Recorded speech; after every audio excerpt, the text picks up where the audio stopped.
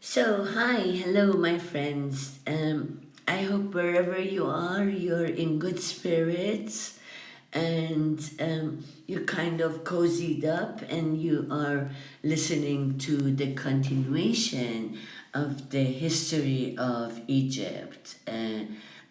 This really, incredible civilization of Africa that was very much connected, as we will see, to Nubia, right? And as you must have, you have seen already, to Nubia, right? So before we begin, I want to remind you of the chronology that we're dealing with, right? So just for our purposes, 3100 to 2575 BCE.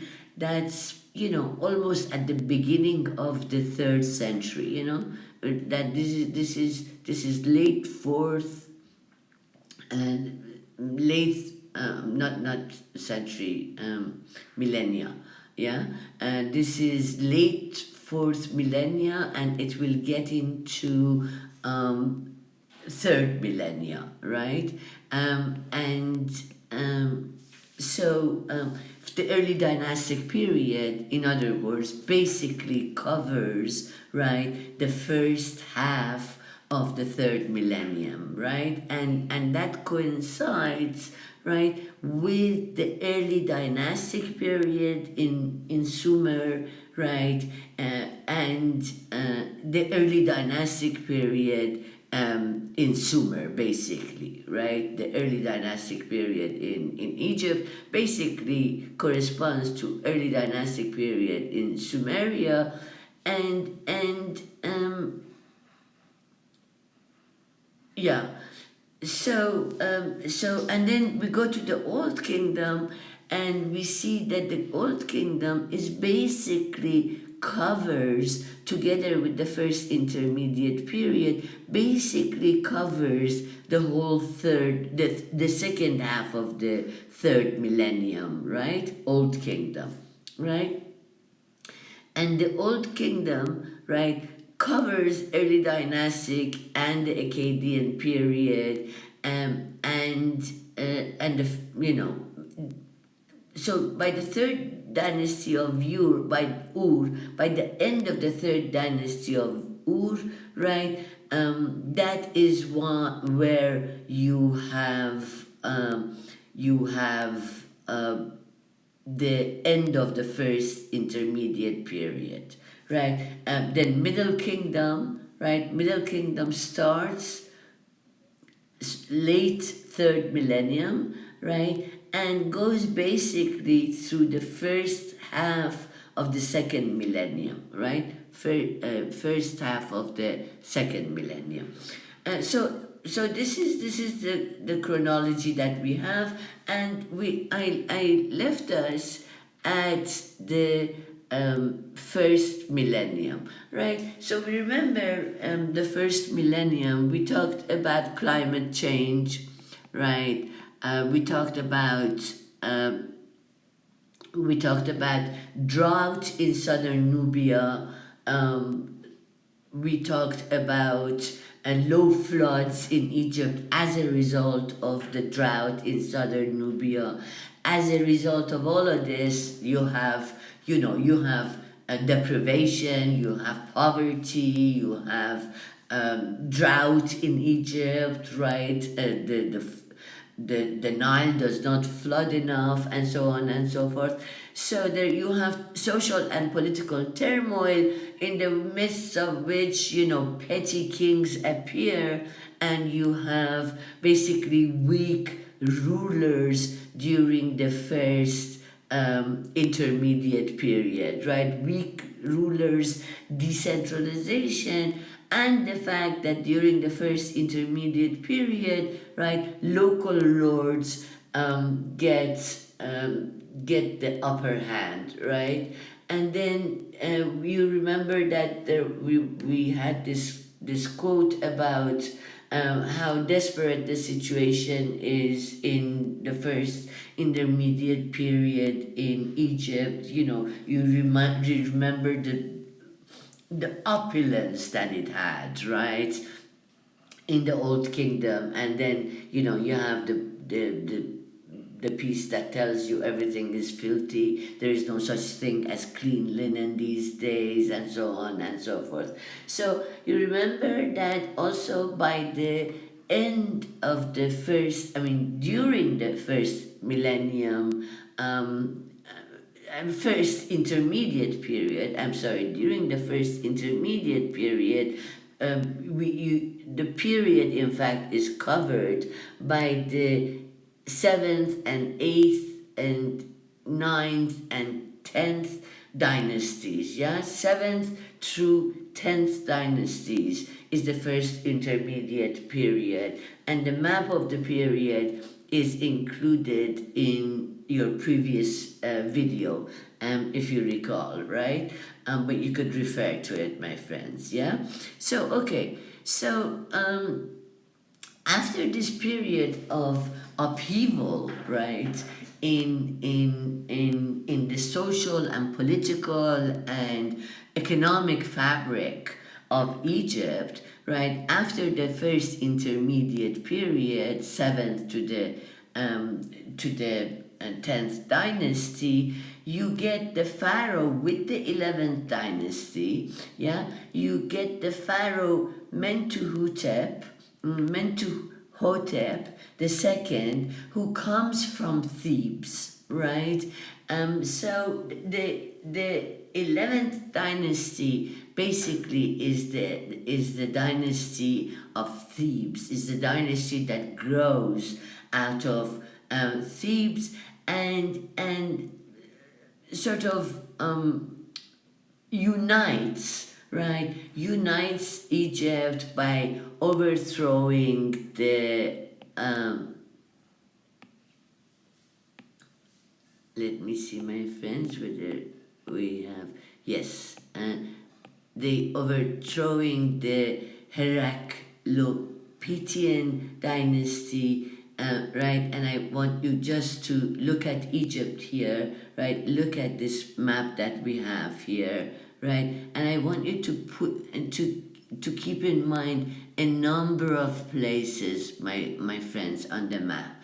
I want you to remember on the basically you see the delta, right? On the east side of the delta, right, where you have number 19.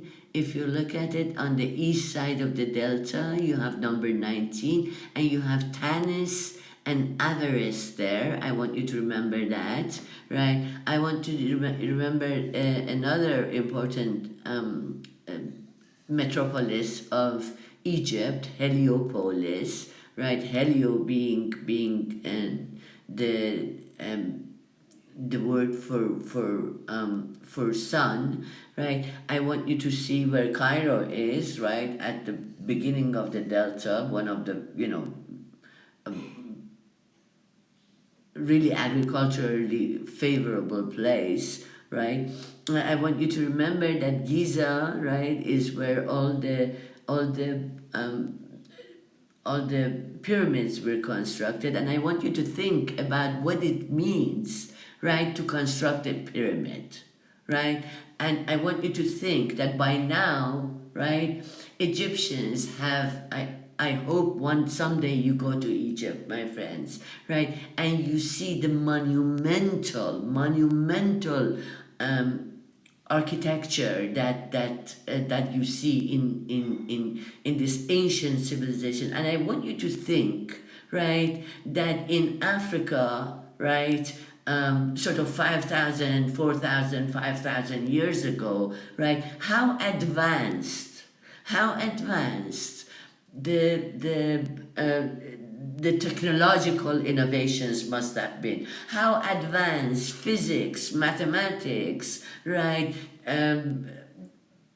I don't know, trigonometry, and all of these sciences, how advanced they must have been, right, for the Egyptians to construct, right? The pyramids. So much so that modern man thinks that they were created by extraterrestrials, right? So that's the measure of the significance, right, of the civilization of Egypt in Africa. And of course, Egypt, you cannot talk about Egypt without talking about Nubia, my friends, right? And the minute you start talking about Nubia and Ethiopia, as we will see, you're talking about also the connections to the East and to Asia, right? Not only through the Delta and through the Sinai Peninsula, this connection was established, but as we will see, through the the Horn of Africa as well. So just to go over the sort of important places that I want you to sort of just keep in mind, right? This is Heracleopolis, right? Here, where you see you see Memphis. You have to remember Memphis, right? You remember Saqqara, right? This is the location of the one of the first step pyramids that were created, right? For King Joseph, right? Remember, and then you come to where where it is written Memphis with in bold, right? Memphis is a very important city, right? That I want you to keep in mind, and I want you to keep in mind also the Heracleopolis, right? This is where the independent kingdom had been established, where the 11th dynasty came, right, and united it with the rest of Egypt, as we will see, right? This is Heracleopolis. Hermopolis, Amarna, these are also very important. Abydos is very important, and of course Thebes. When we talk about the 11th dynasty becoming the dynasty, being the dynasty of Thebes. So Thebes, the dynasty of Thebes, manages to unify, right, Egypt and Thebes is in Upper Egypt. You see already very very close to Lower Nubia, right? Okay, so to go back to our PowerPoint, we see that Mento Hotep of the second from Thebes of the 11th dynasty, right, overthrows the Heracleopolitan kings of the 9th and 10th dynasty, right, thus reunifying Egypt, right? And so in a sense, right, the second founder of Egypt, right, because besides Narmer, right, who joined Upper Egypt to Lower Egypt, right, the second unifier of Egypt is Mento Hotep, right? So going on, this is a figure of Mento Hotep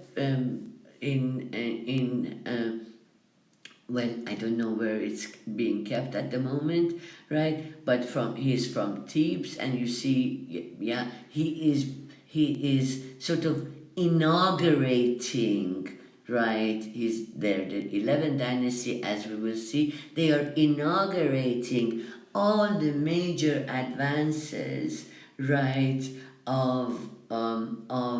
that take place in the Middle Kingdom that we will get into. So 11th dynasty was prerequisite, obviously, like all history, right? You have to have a context from which a history develops, right? You have to have the current political situation, right? And I just listened to the debate last night, right? I hope some of you managed to sit through that, right?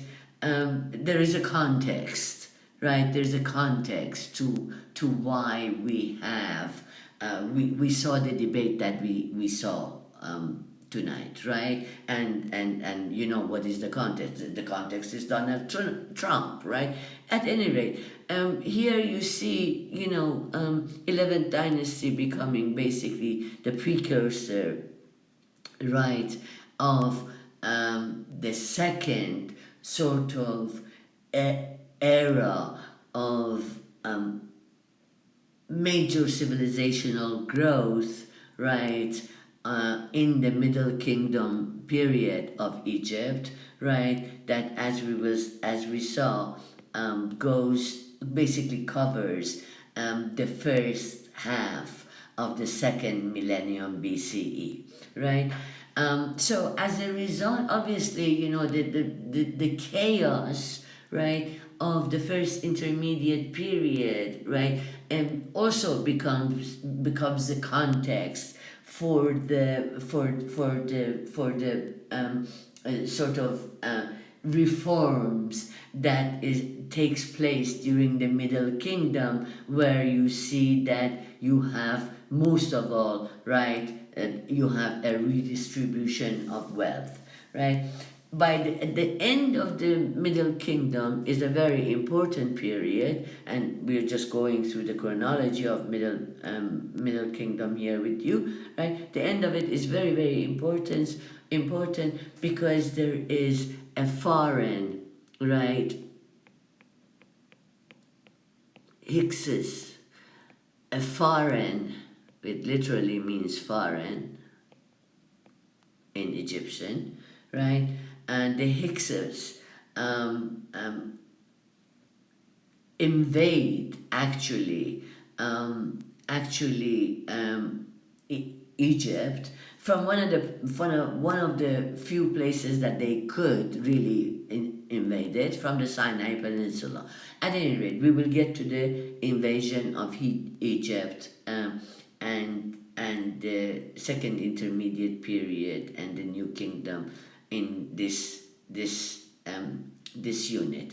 Okay, so what happens therefore in the Middle Kingdom? Middle Kingdom, Egypt prospers once again, right? There is a centralized authority, right, that comes and takes over Egypt, and therefore, right, creates the power, right, basically the executive power, right, that could undertake, right, impressive engineering projects for irrigation. So much so, I want you to think about this, my friends. I want you to really pay attention to this, right? 17,000 acres of land, right? 17,000 acres of land was irrigated, right, during the Middle Kingdom period. Egypt becomes aware during the Middle Kingdom period of its connections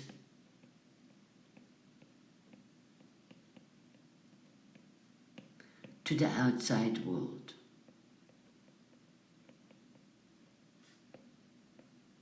And I mean outside world of Africa, right?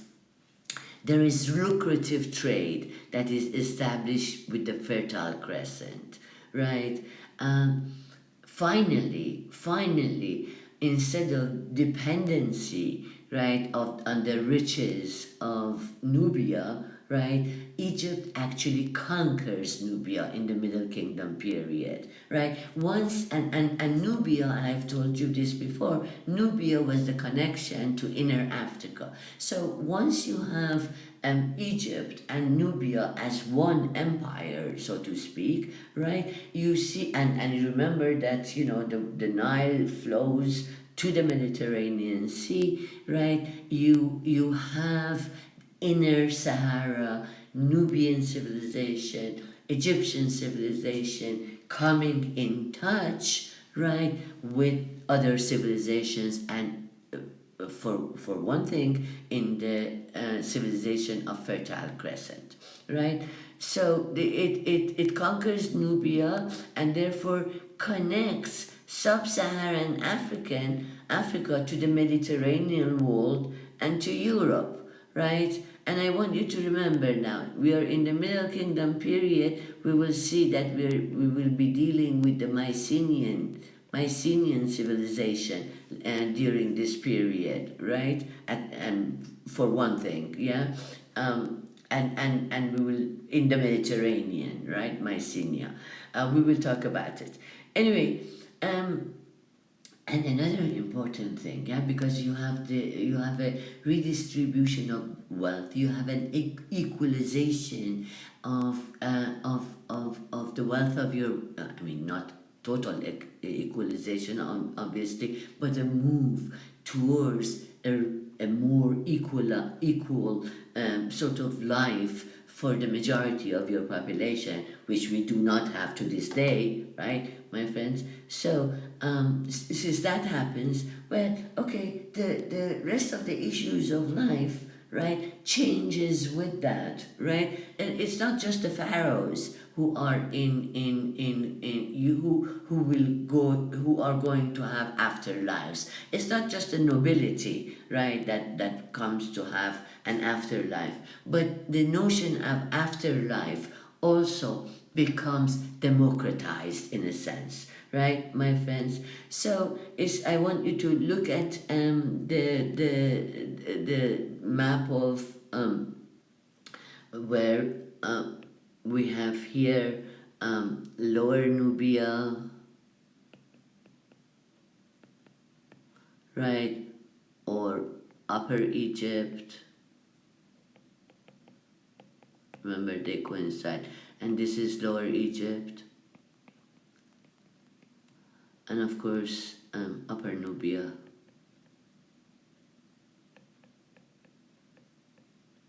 Right, my friends? So I want you to pay attention to the Nile, right? This greatest river of the world, right? I want you to pay attention to the fact that, remember the Aswan Dam that we were talking about? And the Aswan and the Nasser lake, right, that we were talking about. Well, look at the Nile, look at the flow of the Nile, right?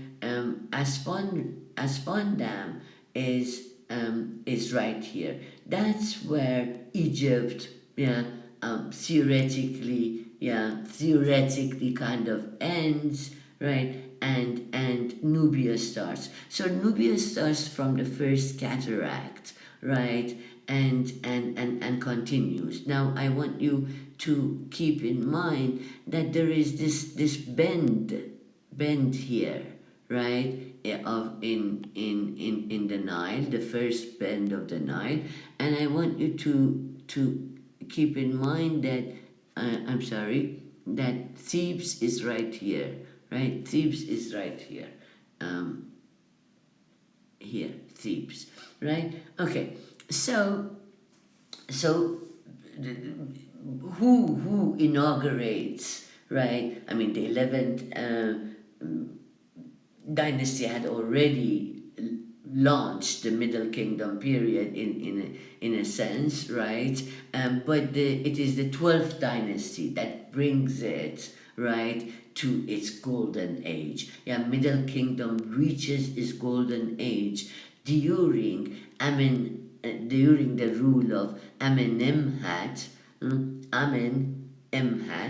right, of Thebes, right? Remember that we said that Thebes, it was Thebes that centralized the whole Egyptian kingdom again, right? During the 11th dynasty already, right? And Amenemhat the first was not of royal blood, yeah, but it was him, nevertheless, that consolidated Egyptian unity and restored peace, right?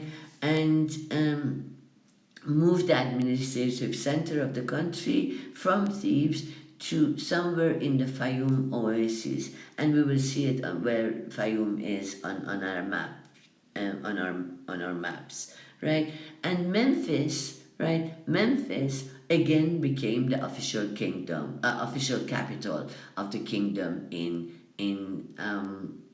during Amenemhat's reign. So here's a portrait of Amenemhat of Thebes, right? And you see the elaborate headgear that he's wearing, and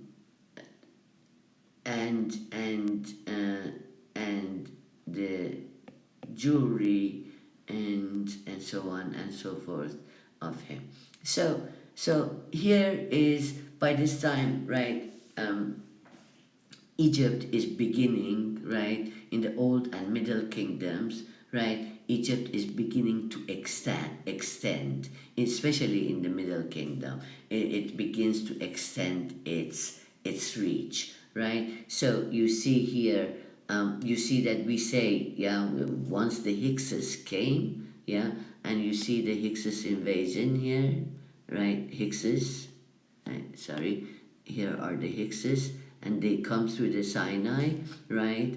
And they take control of Lower Egypt, right? Heraclopius is another independent thing, and then Thebes is another independent thing, right? And you see that in the Middle Kingdom, even the Hickses try to go to Upper Egypt and Nubia, but they are ultimately defeated and confined to Lower Egypt, right? But I want you to pay attention, right, to the trade routes, right? The trade routes are these routes here, right? So this is one trade route, right? Kingdom of Punt through the Red Sea, right? One trade route. This is another trade route, right, to Eastern Mediterranean. Lo and behold, Egypt is getting connected to to Eastern Mediterranean, but Egypt was always connected to Eastern Mediterranean, of course. But now the circumstances, the political situation is such that it really becomes connected, right? Egypt becomes connected to Crete, right? And Egypt, in fact, becomes the granary and the bread basket, right, of the Greeks later on, and the Romans later on, right? So I want you to pay attention, right, to the connections that Egypt is making, right, during this period. And Hyksos have not yet arrived, but this is once the Hyksos arrive, this is the sort of the one of the implications of it, that Egypt, right, becomes connected to the Fertile Crescent, right? And in fact, it is part of the Fertile Crescent, right? And the politics of the Fertile Crescent. We already remember that in Mesopotamia, you had the Sumerians come and go, right? You had the Akkadians after them come and go, right? And we will see we will get the Amorites as well. But okay, I don't want you to get confused. We saw it on our map, my friends, right? Sumer, Akkad, and then Amorites, and we're going to see that when we continue our Mesopotamia sort of exhibition and lecture, right? So when I tell you that when we talk about Egyptians sort of being in touch from Lower Egypt to Upper Egypt and being able to communicate and so on and so forth, and even go through the cataracts perhaps, right? By going through what water they can go and then coming out and carrying the ship and so on and so forth. This is what we are talking about, right? And this is the traveling boat, right, of the 12th dynasty. I bet you it's the same kind of ship. Almost the same kind of ship is used today, right? And this is from the 12th dynasty, the tomb of Amenemhat, right? Um, of Thebes, right? So once again, I want you to look at the map of Egypt, right? And you see the cataracts. You see the first cataract right after Aswan. And remember here, remember my friends, I told you that okay, this is like, you know, very interesting for you to know, right? I think so that that the first cataracts, right, start, right, sort of right after Aswan, and you see the pyramids here, right, and you see the Sinai and the Red Sea and the lower Nubia. Okay, once again, this is Amenemhat of Thebes, right, and this is the only three-dimensional representation of him, right, and again, I want you to keep in mind, right, here once again is our first bend, right, here is Thebes, and we will see where the cataracts start again. Okay, so 12th dynasty, they made Thebes a city of great temples, right? The temples, canals, farming improvements, and other city projects outshined, right, the king's tombs sometimes, right, but and Thebes itself developed into a major city, and this is a reconstructed vision of Thebes during the 12th dynasty, right. You see the walls of the city. I mean, you have to imagine, my friends, that this city needs water, needs drinking water, needs sewage water. It needs it has cultivation around it, and so on and so forth, and there are the farmlands around it, and so forth and so on. So this is Thebes for you in the 12th century. And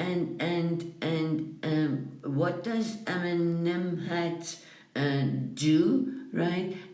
He makes a local god of Thebes, right? Ammon, right? We will see the way he is depicted, right, would become as the major god of the 12th dynasty. This Ammon thenceforth, from then on, becomes one of the major gods, right, because Egyptian civilization, like the Mesopotamian one, was polytheistic, right? And I want you to think, my friends, if there are cultural traditions that are so ancient, right? And they have polytheistic dimensions to them, right? I mean, I want you to think what it means when you say, these regions became at one point Christian, and these regions became Egypt and Mesopotamia, Iraq, right, became at one point Muslim, right? Do you think there is one version of Islam, right, that probably took shape in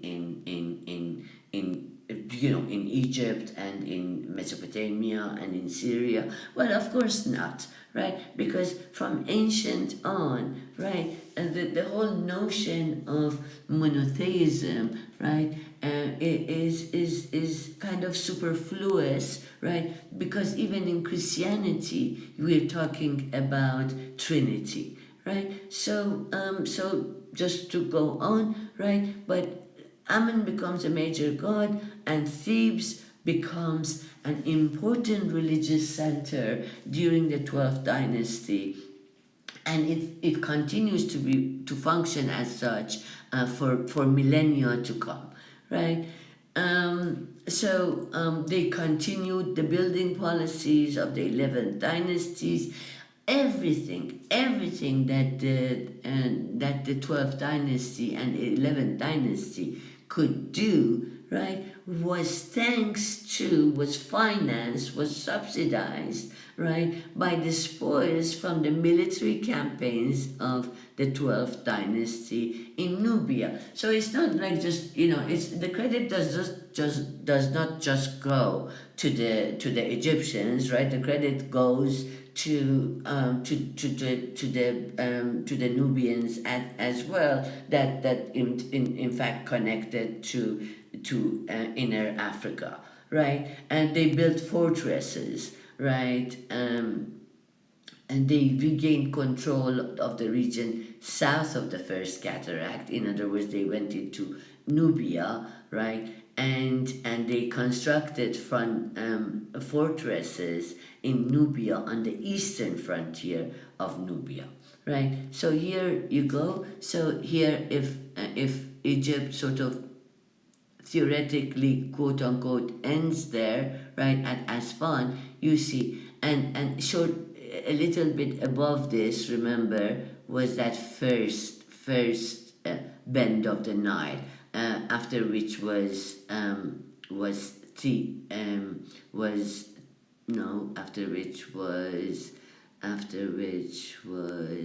help me, my friends, yeah, Thebes, of course. After which was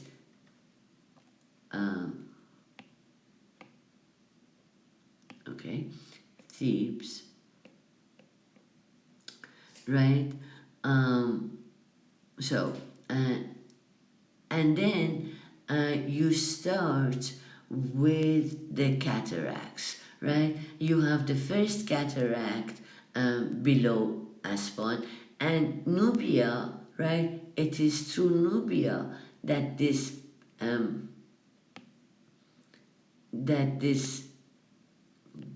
bend of the Nile goes, right? Major bend of the Nile, in which second, third, fourth, fifth, and sixth cataracts are located.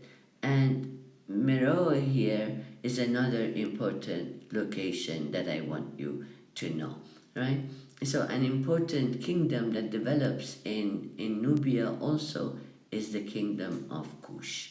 Okay, my friends. So this is the first courtyard of the temple of Amun in Karnak, right? Near Thebes, right? Karnak is a temple complex, also built during the Middle Kingdom, right? And I want you to just look at the monuments of this, my friends, right? I mean, I've been there. It was incredible. So you are this rich, this much, right? And this is how high, right? These columns go, right? And then on top of which there is again, other constructions and whatnot. So I want you to try to imagine the feat of engineering that this is, right, my friends, right? So central authority, right, maintained its balance, right, with the local administrations, right? Usually in the 12th dynasty, the kings shared power with their predecessor. I mean, I want you to imagine the political wisdom, right, that says, okay, in order to ensure continuity, in order for me to tell you what is the deal with the kingdom, right, you have to come and rule with me during my last year of rule, right? So you would be acquainted with that, right? So so much for democracy being our only form of government, right? Okay. The Egyptians during the Middle Kingdom, right, imposed their rule on northern and Nubia, right, and as we talked about it, they built fortresses and whatnot. Um, they founded the Karnak temple, and we will see the Carnac Complex, and they dedicated it to God um, um, Ammon, right? Karnak, as we will see, is on the east bank at Thebes, close to Thebes, right? One of Egypt's largest surviving temples, right? And it while it was founded in the Middle Kingdom, it became the real religious center of the New Kingdom, right? And while Ammon became the most important god of Egypt, right? Kings from this period, Middle Kingdom, all the way to the Roman era, right? I.e., 300 BCE, right? Yeah, 2 millennia from now, right? They dedicated architectural elements, right, such as monumental gateways to it. So this is the Carnac Complex, a video reconstruction of the Carnac Complex, and I want you to keep in mind that you need priests here, right? So this becomes an important center of power. Another center of power, obviously, have always been temples, right? And excuse me, and I want you to imagine priests, and I want you to imagine workers, right, that are providing for these priests. I want you to imagine sort of scribal schools, right, in the temple, where children, right, usually of nobility but well-to-do parents and whatnot, can go become scribes and therefore achieve very, very high status because they have learning, right, on their side, and they have education on their side, right? Hint, hint. Okay, my friends. So this is the Karnak Temple of Egypt in Luxor. So again, I want you to consider the fact that we are this big compared to the image of these pharaohs, right? Okay, so the high quality of art produced during the 12th dynasty, yeah, this is the Whitechapel of a prince, right? And at Karnak, the brother of if I'm not mistaken, Amenemhat, with whom they went on expeditions to Nubia, right? And in the middle of which there's a fireplace, which is curious, and we will come to the discussion of something like this later on, right? And I want you to consider, right, Nubian archers, right? That would have would be actually both for the Nubians as well as Egyptians, right, manpower in their expeditions against one another, right? And then when there were unfriendly terms, right, I want you to imagine these same archers, right, probably engaging in agriculture and whatnot, right? Okay, this does not belong here, but I just wanted you to see it. Okay, so and this connects to this picture, which is actually status of, oh, that's why I wanted you to know, Chief Royal Scribe Uni, and apparently I wanted you to see something here. So let's see. Uni, no, that is not it, right? Okay, as a chief uni was the chief scribe of the court, chief scribe of the court, right, and priest, right, and I want you to see their elaborate head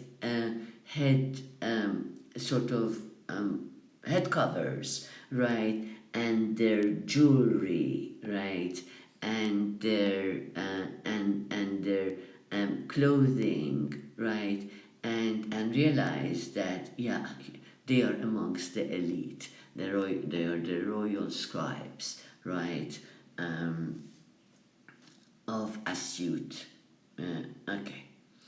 Now, okay. So who is this god? Ammon, right, that becomes a major god of Egypt, right? He is the king of gods. He is the god of wind. We will come to know about other Egyptian gods in when we talk about religion. But this is another picture of and I want you to look at the colors, right? Yeah, and please don't imagine, right, a colorless life, right? Because it is in fact extremely colorful life, right?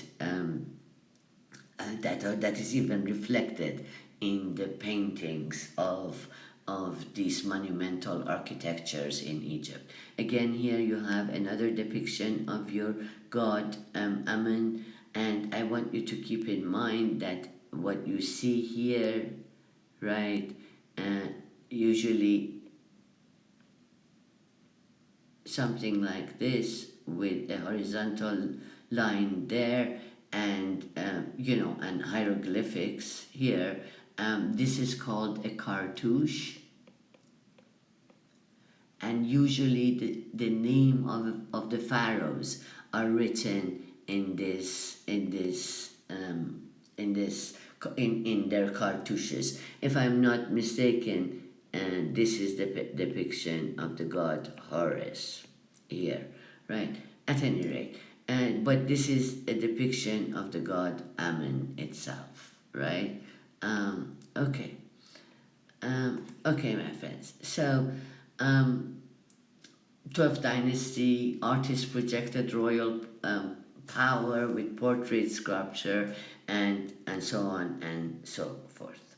Okay, I leave it to you to go and search Middle Kingdom issues on your own, my friends, right? It was a long period of Egyptian history, at the end of which a very important event happened, and that's the Hiccus Invasion, right, of 1750. As we will see when we come to the continuation of Mesopotamia, that's when Hammurabi comes along, and he is an Amorite, right? And he comes along after they come along after the third dynasty of Ur,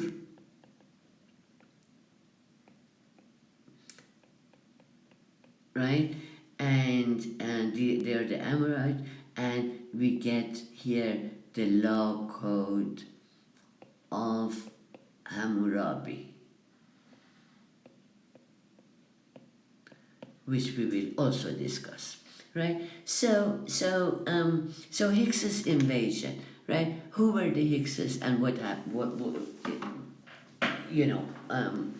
Where are they coming from, right? The identity of the Hickses is not clear, right? We strongly suspect that they were Semitic population, and that they were coming from this area, right? From this area, i.e., they're coming from Lebanon and Syria, right? Lebanon and Syria, this area as well, right? The Hexes, right? And of course, they, whether it's as a result of drought in Arabia and population pressures on them, they move westwards, right? They move westwards, they cross the Sinai Peninsula, right? The Sinai Peninsula, and they come into Egypt. They conquer Egypt, right? They connect, literally connect, right? Egypt, Africa, and Asia. Of course, it was connected all along, right? That's how we came out to begin with. Remember, so what comes out goes back in, right? I mean, from the same roots are used, right? So the Hickses arrive, right? And they invade Egypt, and they bring with them new technology, including chariots, advanced chariots, lighter chariots, right? Advanced chariots, right? And I want you to, Mandria, picture gets complicated, right? We think our world is complicated. We have to think again, right? Ancient cultures and worlds were also very complicated. So you see, once you get to 17 BCE, right, and the invasion of Hexes and the end of the Middle Kingdom period, right? And the Hicks, as we will see, they basically rule for 2 centuries, up to 1570, right? And they bring Egypt as a result to the volatile situation of the Fertile Crescent, right? And you look at the Fertile Crescent, circa 1750 BCE, after the third Ur Dynasty, right? You have the Amorites coming, right? Also, a Semitic population, they come and take over Babylonia, right? But I want you to pay attention also. Here you get the Hittite states, and these states also become very important, right? So here you have of course, you have Elam, you have Media, and as we will see, you have Assyria, right? You have Egypt, right? And here you have Hexes, right? And of course, this part of the world we know is connected to Central Asia and South Asia, right? So India comes in, and of course, this is Nubia, right? So you see a complex international scene, right? That at this point, yes, they had their wars and this and that, right? But ultimately came to live side by side of each other, because remember, by this time you have really trade connections, right? Trade connections that are connecting all these nodes together, right? All the nodes that you see in front of you together, right? So, but they have created political structures by say 1400, right? Yeah, we will see. By the end of this period, right? They have political structures through which they establish diplomatic relationship with each other, they trade relationship with each other. In other words, they create, right, an international sort of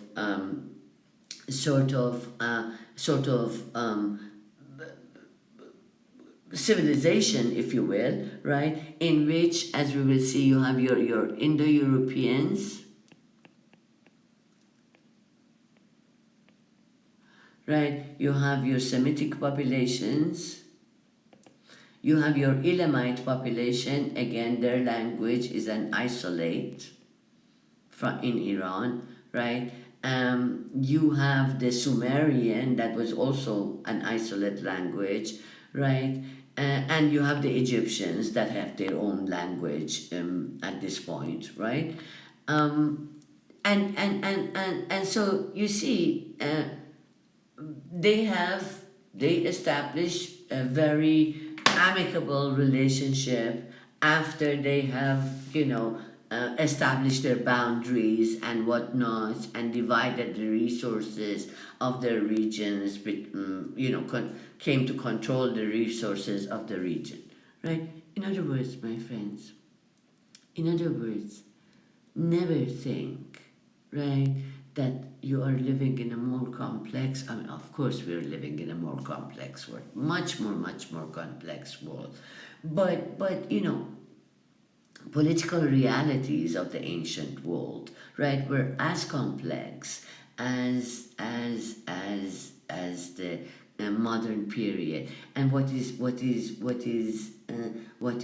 incredible about this is the fact that is how destructive the two past centuries we have been, right, against one another, right? How destructive. We have used the nuclear bomb, right? Guess who has used the nuclear bomb?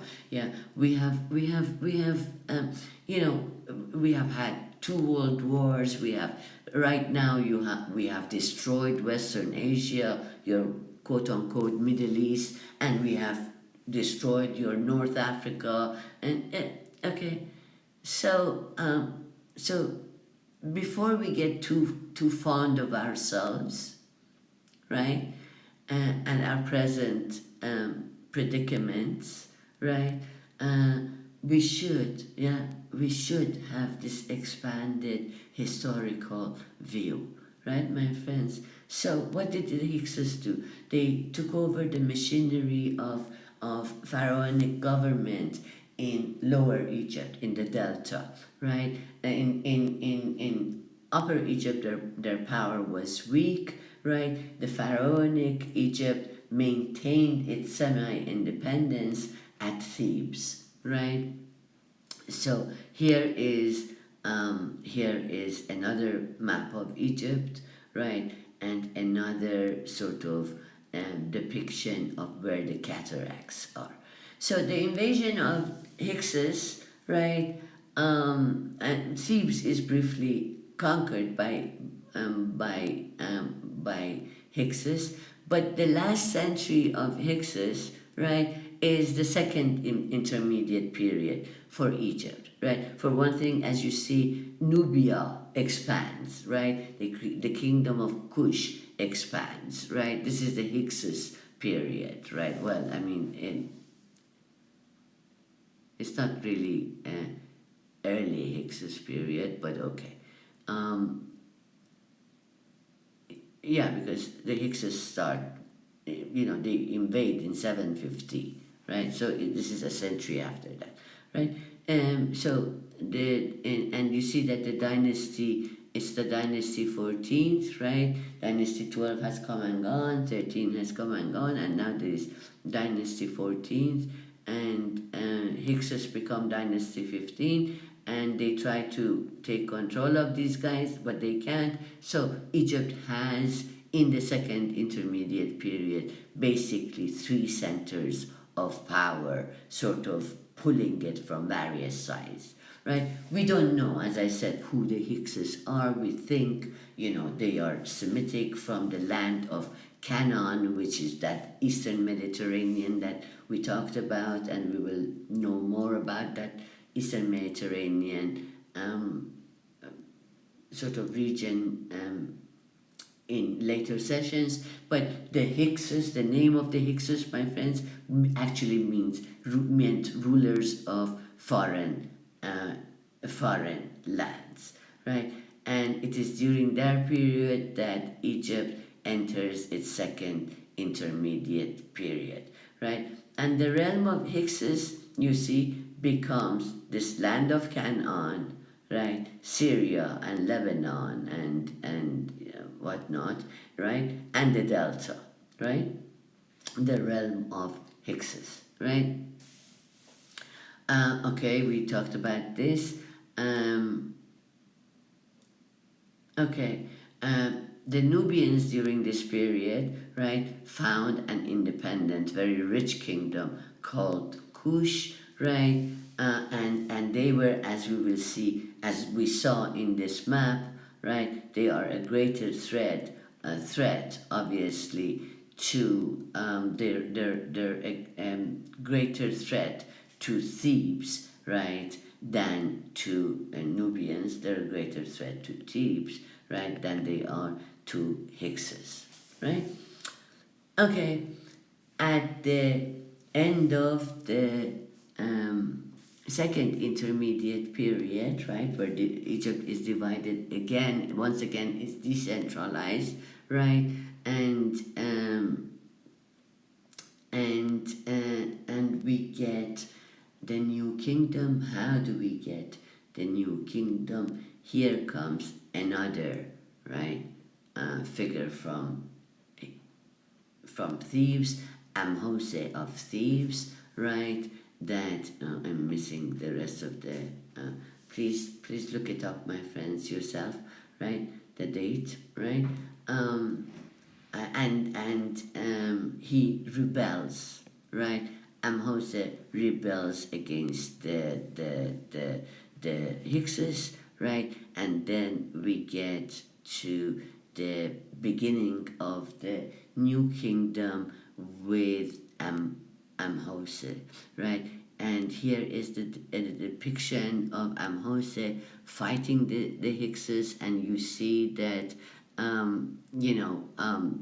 the Hickses are sort of you know on the ground on and under the foot of the Hicks's chariots, right? And there we have 18th dynasty, the establishment of the 18th dynasty, and Egypt actually becomes imperial. Egypt, that was always looking inwards, right, during the new kingdom becomes imperial, right? And I want you to pay attention, right, to the Egyptian trade network, right? And you see here Knossos, right? You see here Mycenae. I want you to remember Hattusa, which is the capital of the Hittites, right? That to which we get to, and Arabia, right? Kush and Punt in Nubia, right? And this is the extensive trade network of Egypt, circa 1400, right? So we will continue, my friends, the new kingdom in the next session. Have a nice day. Remember, you can always stop and go and do something and come back and listen to me if you get tired. Yes, my friends? I hope you don't get tired. Okay, so until the next session, I bid you farewell.